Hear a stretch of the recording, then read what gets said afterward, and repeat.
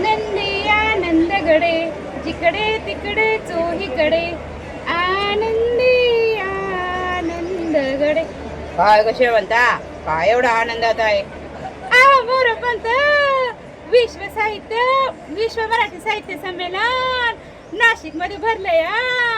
आणि हो, आमचं स्टॉल 26 नंबरला लागलेला आहे जिल्हा परिषदेचा. त्यात सर्व मोठे मोठे माणसं आलेले. हो का कसे म्हणता? मग ते एवढे आनंदित का होते?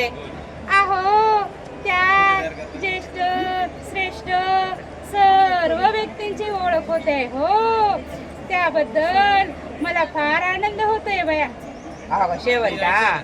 पण आता मला सांग, ते विश्व साहित्य संमेलन आहे तरी काय? अहो मोरपंत, आपली मराठी राजभाषा दिन काल होता, त्याबद्दल संमेलन झालं. हो, आणि त्यात सर्व मान्यवर आलेले होते. हो, त्याबद्दल हे छानसं संमेलन आहे. असं आहे का? चला मग, 3 दिवस संमेलन आहे, आपण जाऊया संमेलनात. चला चला चला चला चला. धन्यवाद. सर्वांना नमस्कार. मनीषाच क्रिएशनतर्फे मी मनीषा पांडे पुन्हा एकदा आपल्या सर्वांचं स्वागत करते. आज आपण आहोत विश्व मराठी संमेलन नाशिक या ठिकाणी, आणि आज आपण या ठिकाणी असलेल्या एका अनोख्या आणि अद्भुत स्टॉलला भेट देतो आहे, जिथे एका शाळेच्या शिक्षिका नलिनी बन्सीलाल अहिरे यांनी शिक्षकांसाठी आणि विद्यार्थ्यांसाठी काहीतरी एक क्रिएटिव्ह काम केलेलं आहे. त्याची पोहोच पावती किंवा त्यांचं अभिनंदन हे सर्वांपर्यंत पोहोचावं ही माझी मनापासून इच्छा होती. आणि म्हणून नलिनी मॅडमला त्यांना स्वतःला विचारूया की मॅडम, तुमचं हे नक्की काम काय आहे आणि त्याचं तुम्ही आम्हाला थोडंसं मार्गदर्शन करा की जे शिक्षकांसाठी उपयोगी असेल आणि विद्यार्थ्यांसाठी उपयोगी असेल. विद्यार्थी म्हटले ना तर विद्यार्थी अतिशय चंचल असतात.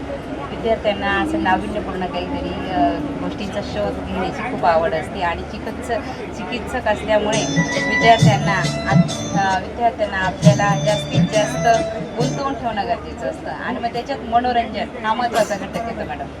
मग आपलं जे शिक्षण असतं ते आपण लेक्चर पद्धतीने न घेता, रटाळवाना न घेता, तर ते आपण आता शैक्षणिक साहित्यांचा टीचिंग एड्सचा वापर करून, आणि ते पण विद्यार्थ्यांना आवडणारे. आता बघा, बाहुली म्हटलं तर विद्यार्थ्यांना खूप असं लहानपणापासूनच खूप अट्रॅक्शन वेगळंच असतं.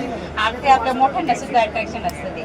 तर अशीच विद्यार्थ्यांचं ते अट्रॅक्शन मी ओळखलं, आणि ह्या बोलक्या बाहुल्यांद्वारे आपण अध्यापन करूया की कोविड काळात मला सुचलं, कारण कोविड काळात ऑनलाईन पद्धतीने शिक्षण चालू होतं, तेव्हा ते रटाळवाणं वाटत होतं. मग मी तेव्हा हे ऑनलाईन पद्धतीने शिक्षण देत असताना बोलक्या बाहुल्यांचा उपयोग करून आणि विद्यार्थ्यांना शिक्षण दिलं. याचा उपयोग तुम्ही अध्यापनात तुमच्या कसा केला? ह्या बाहुल्यांचा उपयोग मग आता समजा उदाहरणार्थ मराठी आहे, इतिहास आहे, भूगोल आहे, ह्या विविध विषयांना आता इंग्लिश असेल, इंग्लिशच्या कन्व्हर्सेशनसाठी आपण वापरू शकतो. इंग्लिश आता समजा आता आमच्याकडे इयत्ता पहिलीचा वर्ग आहे, आता आपल्याला हे अल्फाबेट शिकवायचे आहे, ते सुद्धा पपेटच्याद्वारे शिकवायचे मॅडम. म्हणजे विद्यार्थ्यांना मनोरंजनात्मक आता ई फॉर ई हे पपेटचा आकार करून आणि ते नाचणारे असते, तर विद्यार्थ्यांना खूप छान आनंद होतो, आवडतो, आणि सहज गतीने शिकतात ते.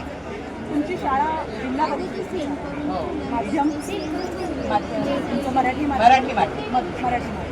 तुम्हाला हे सगळं मराठी माध्यमात तुम्ही हे सगळं क्रिएटिव्ह असं सर्व शिक्षकांना असलेलं काम तुम्ही केलेलं आहे. त्याचा फायदा तुम्हाला कुठे कुठे झाला? मराठी शाळांचं नक्कीच याच्यामध्ये उत्तम वाटतं तुम्हाला? येस, मराठी शाळेत आता माझ्या स्वतःच्या शाळेत सुद्धा खूप छान पद्धतीने ॲडमिशन वाढलेली आहे.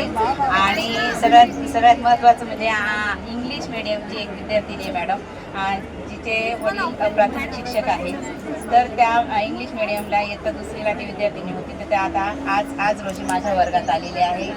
म्हणजे इंग्लिश मिडियमहून मराठी मिडियममध्ये विद्यार्थी येत आहेत, हा खूप छान रिस्पॉन्स मिळतो आहे आम्हाला.